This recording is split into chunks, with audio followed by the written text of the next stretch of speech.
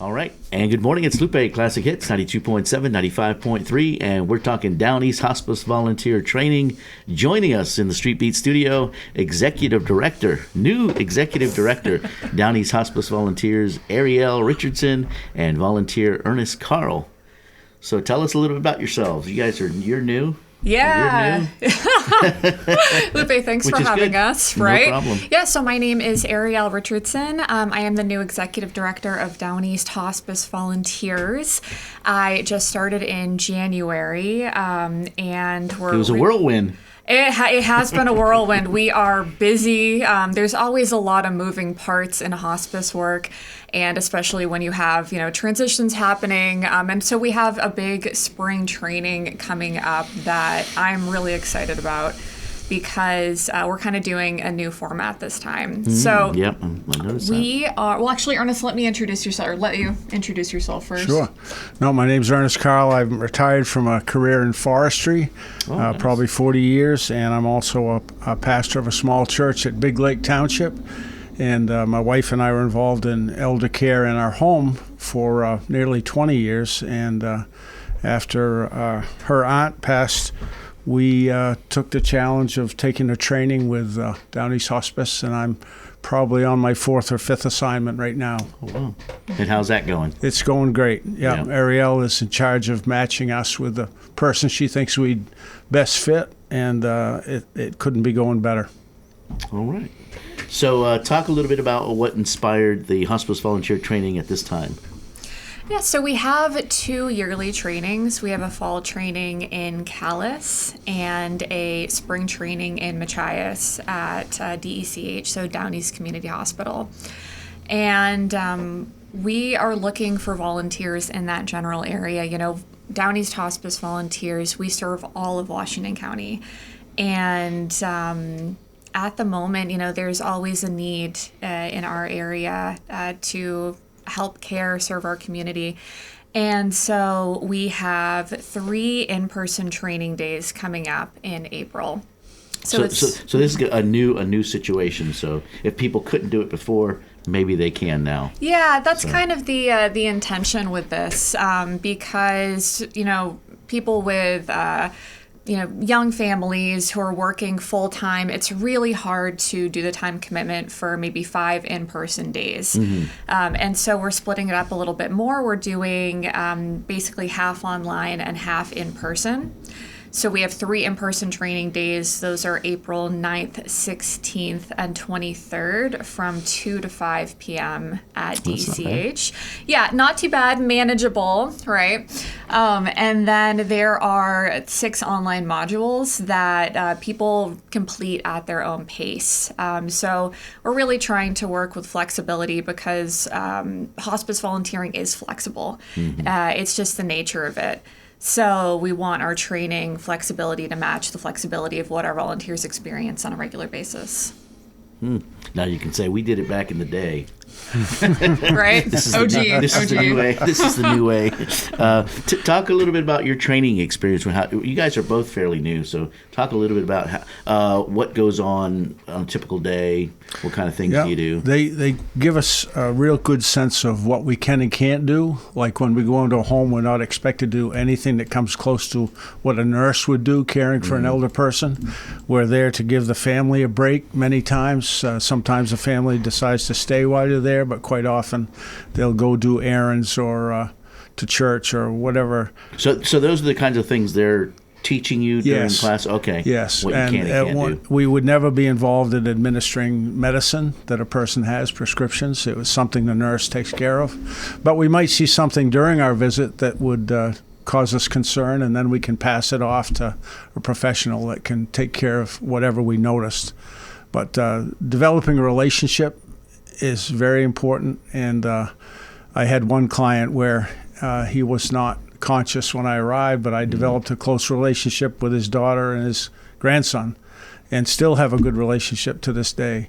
So gaining their trust and confidence so that they feel free to leave temporarily is important. How do the training sessions prepare someone? So volunteers, they go into homes, they go into facilities, they deal with a variety of different situations. And the training prepares you for what you might experience. So we talk about a variety of different topics. Volunteer hospices are licensed by the state of Maine. We have mandatory training topics. We have a mandatory 20-hour training that we do. So we cover things like family dynamics, stress management. We talk about the physical aspects of dying, what you might experience when you go into someone's home. We have guest speakers who talk about spiritual aspects, the medical hospice side, so we have information on that, even though we are not, as Ernest said, administering medications. We do not provide medical care. We're there for the client and for the families to do things like maybe take them fishing, go for a haircut, sit and talk or listen to music. So our training covers a wide variety of topics. We talk about boundaries, about how to deal with specific situations, and we also talk a lot about dementia and Alzheimer's, because there is a rising percentage of people dealing with those medical conditions, and you face a particular set of challenges when dealing with that diagnosis. So it really prepares people to work as a hospice volunteer, but also it's immensely useful, I think, in our personal lives as well. We all have a lot of stress on our shoulders. Everyone has a lot going on in life right now, and I have found, and volunteers have found, that really you gain some coping mechanisms. I find myself to be a little bit less emotionally reactive after I go through a training. We talk a lot about active listening because that's a core tenet of what we do as volunteers. And I think it's helped with my own relationships with my family. I have more empathy and understanding of what other people are going through. So, and there's no special background that you needed or anything like that. And what kind of people tend to be hospice volunteers? Yeah, I mean, that's a great question with no answer, in that I think there's no particular kind of person that is a hospice volunteer. So anyone could be anyone. So we have volunteers of all backgrounds. Like, for example, I don't have a medical background. We do have some hospice volunteers who are retired nurses or CNAs, something along those lines. That's great. It's not a requirement. Anyone and everyone can be any age group. We have volunteers from the age of, I think, 20 up to folks in their 80s. And we also serve hospice clients and community members of similar ages. So it's really all across the spectrum. I mean, Ernest, if you found that to be your experience? Yeah, I just turned 70 years old, and I'm not the oldest guy by far. But in my class itself, there was a majority of ladies taken to training. But I happened to go with my wife, and it was a great fit for both of us. And she's currently serving as a hospice volunteer in the same town, same area that I am, with a whole different client matchup for her. But it's very fulfilling for both of us. And tell me a little bit about what you thought of before you did it, and then how it actually happened. Like, what did you think before you were going? What did you expect, and then what actually happened? I expected more of a apprehension on the part of the family members. You come in, and I try very hard not to do anything that would accuse them of being neglectful in any way. Just I'm there to support them so that they can refuel for an hour or two while I'm there, and be stronger. So I tried not to go in with many expectations, because each home and each family is quite different from the next. So the more you can be open-minded and flexible, and listening is a very crucial part of it. If you're not an active listener, then you probably won't make a friend. But if you are and are aggressive and show care, then I've gotten a good response and very much gratitude from the family. Yeah, we have a lot of volunteers who have made very deep connections. With the families of our hospice clients, because it's community members serving community members. Our volunteers, we do our best to place them within their own communities when we match them up, when we get a hospice referral in. Or, we also take community referrals. We don't just work with hospice patients. That is probably the majority of who we're working with. But yeah, we take community referrals. Are there any certain groups that you work with that you can talk about? Yeah, so we work very closely with Community Health and Counseling Services. They are the primary medical hospice provider in Washington County.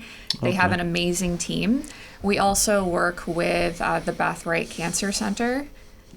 Yeah, and we take phone calls into our office from community members, from family members of people who may need some extra assistance. So anyone can call you and ask if they need some assistance? Yeah. So exactly, and we do get a wide variety of calls in because there's a lot of need in Washington County.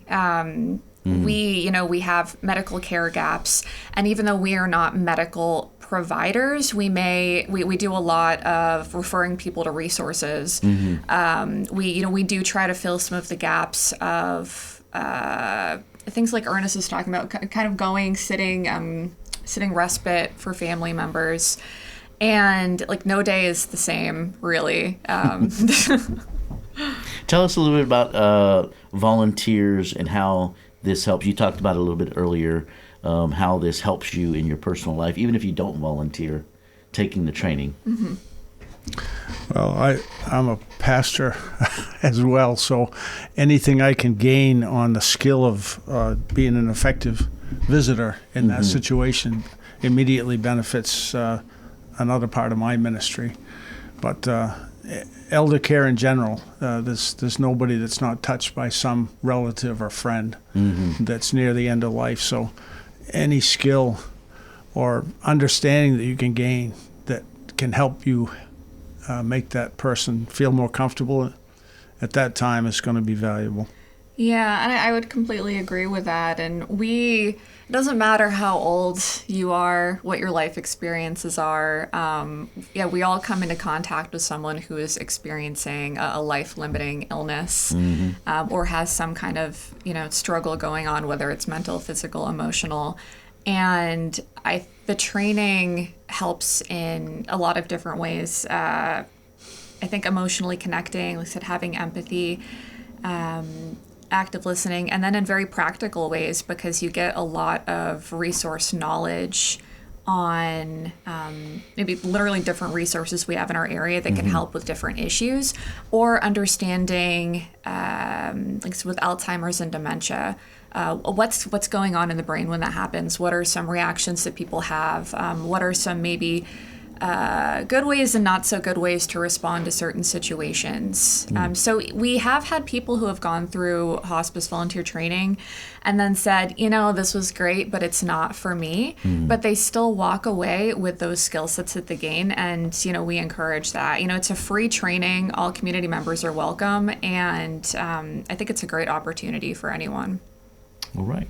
And how do you match volunteers with individuals or families? What does that process look like? Sure. So when we get a call or a referral into the office, I talk to the family or the person involved, go make an initial visit, and then if it is a situation where it's appropriate to put a hospice volunteer in, then I look at our available volunteers in the area. So first it's geographic, and then look down and see, all right, what is the client looking for? What are the specific needs?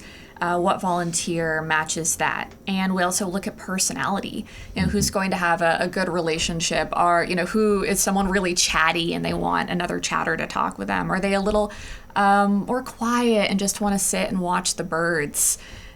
So those are kind of the different steps. And then once we've located a volunteer that would be a good fit, the volunteer and myself go make a first visit, get to know each other a little bit, and then from that point on, the direct communication between the client and the family is with the volunteer. And then the volunteer has regular checkups with the Down East Hospice Volunteers Office. Yeah, in every case that I've been in on, either the family member or the client I'm visiting will give me their phone number, and I just send a simple text. I might have a routine where I come at Thursday at 3 p.m. every week after week after week. But the current one client I'm working with is quite ill, and I feel a real urge to go more often than that. So I can send a text or make a phone call and get in, and it's pretty efficient, really, to... Now, do you log those times, or you just... Yeah, no, I do. We have a written log Okay. that I fill out every day, and then after each visit, I send her an email. Okay. And she gets the details of what's going on. Okay. And Nice. if there might be a red flag at times where she says, well, maybe we should do a little more follow-up with that particular issue, and maybe the client needs more than I can give. So she's monitoring that, and I try to describe the visit accurately, and so there's close communication that way. And what kind of support do you get as a volunteer from hospice once you get out there and start doing things with the community? You mean what support do I get from Ariel or Yes. a group? From, Yeah, the whole group, I would say. Yeah, no, very encouraging. Once in a while, she'll give me a fuel card to help with the cost of gasoline, because most of my visits are within 20 miles, so they care about the cost of what it takes to get there and back. But the emotional support is more important. They want to make sure that I've got some time for myself, that that there's nothing that creates new stress for me by doing what I'm doing. Yeah. Too many hours or too often, and whatever. I have to reach a balance, and she helps me with that, to get a balance that works for the client and works for my family. All right. We also buy Ernest flowers every day. Can you, either one of you, share a story, anonymously, of course, that shows the impact volunteer has made? Well, if you want to take I it. visited a client 17 consecutive weeks before he passed, and he had he stayed with his daughter and her husband, and they had this huge dog. I'd give it a name, but I'd never met that breed, but one that could, if you were sitting, he could look you in the eye. He was that big. And the whole atmosphere was just so accommodating and so friendly.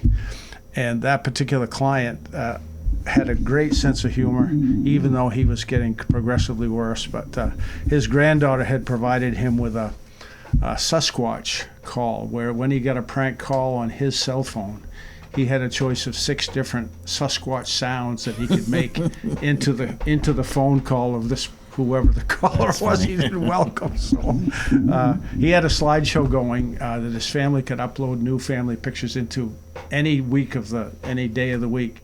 And so I got a continuous slideshow of all the things in his past life and that was a pleasure for me to just keep understanding more and more about his background. Yeah. So I work for Down East Hospice Volunteers, but I'm also an active hospice volunteer. I was a volunteer before I started, and one of my most memorable experiences with a client was an older lady that I spent time with. And one thing that we would do is we would go for weekly haircuts because she wanted to look her best. And we are all about providing respect and dignity to people, no matter what stage of life they're in, no matter what they're going to. And if I could provide just that really small thing to go out, get out of the house for an hour, go get a nice trim, look cute, have a nice chat. And, she would fall asleep in the chair sometimes, and that's fine. Yep. And that meant a lot to me. And I hope that someone is able to do something like that for me if I'm ever in that position. All right. So if someone's on the fence about signing up, what would you tell them? Take a risk. Sign up, and what's the worst that can happen? You might bail out after the first day, but I think with Ariel there, you'd get hooked. Yeah. And at least I did, and I was so glad that I took the training. Yeah. I'd encourage anybody that cares about old people, and they might not have every skill they need, but try it and you'll be surprised. Just listening. It's a skill. It's so important. Just being near someone who's going through that phase of life can be very rewarding. Yeah, and I would say trainings are fun. It's a serious topic. It's serious things we talk about, but also it's a great opportunity to get together. We talk about our own experiences if we want to. Everything is completely confidential. But you're there with a great group of people. We have guest speakers come in from CHCS, so Community Health and Counseling Services. We have some of the hospital folks come in. The local funeral homes come and talk, and honestly, they're some of the most fun portions of the training.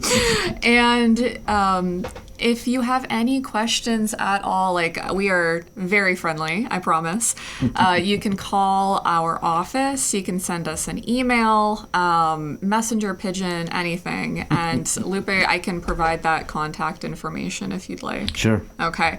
So our office phone number is 207-454-9204. And our email address is info, I-N-F-O, at downeasthospice.org. So just give us a call, send us an email, and we're more than happy to chat about any aspect of this, whether you're interested in the training, have general questions about hospice, or just want to have a conversation. We're there. All right. Go ahead and give us a rundown of the dates of the training. Absolutely. So the spring training is at Down East Community Hospital in Machias. The in-person dates are April 9th, 16th, and 23rd from 2 p.m. to 5 p.m. And in between those dates, there are some online modules that we'll be doing. So internet access is important.